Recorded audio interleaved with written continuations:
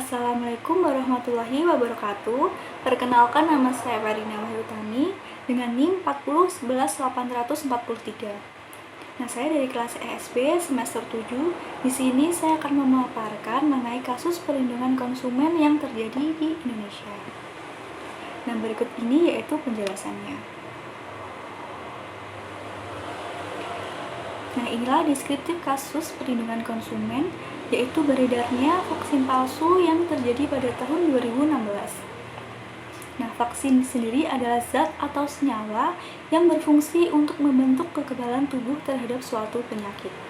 Tetapi pada kasus yang terjadi pada tahun 2016, vaksin diproduksi dan dijual oleh oknum demi mendapatkan suatu keuntungan lebih tanpa menghiraukan dampak bagi seseorang yang menerima vaksin tersebut.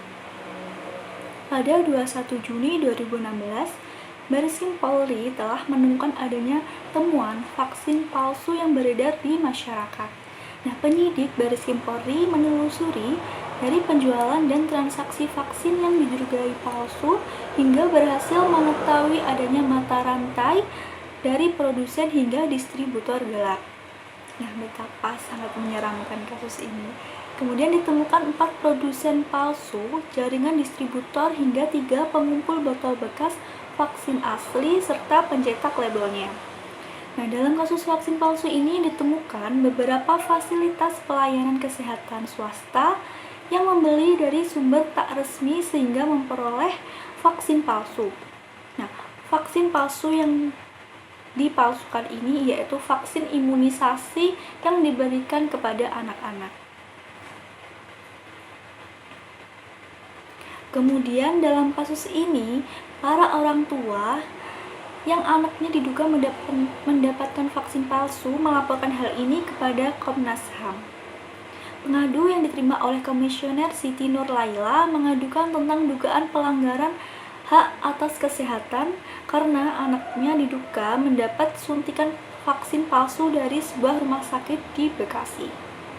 Atas pengaduan ini, Komnas HAM meminta agar para keluarga korban mengidentifikasi dan melengkapi data riwayat penyakit yang diderita korban yang diduga sebagai akibat dari vaksin palsu yang kemudian dilakukan analisis medis.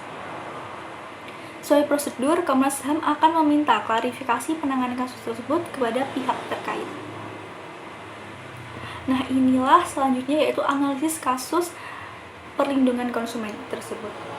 Kejahatan yang dilakukan oleh para tersangka pelaku pemalsuan, pengedaran vaksin palsu menimbulkan kegaduhan di tengah masyarakat.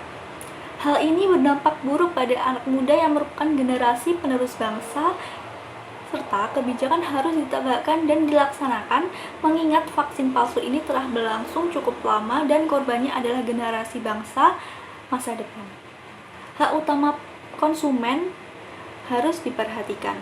Nah, perlindungan konsumen berdasarkan Undang-Undang Nomor 8 Tahun 1999 adalah segala upaya menjamin kepastian hukum untuk memberi perlindungan konsumen pasal 1 angka 1.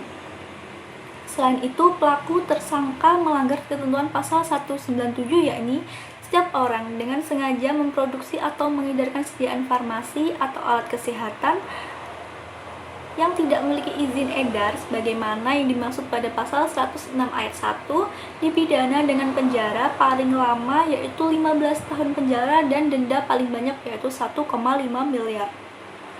Maka dari itu perlu adanya ganti rugi berupa pengembalian uang atau penggantian barang atau jasa yang sejenis atau setara nilainya, atau perawatan kesehatan dan pemberian santunan yang sesuai dengan undang-undang.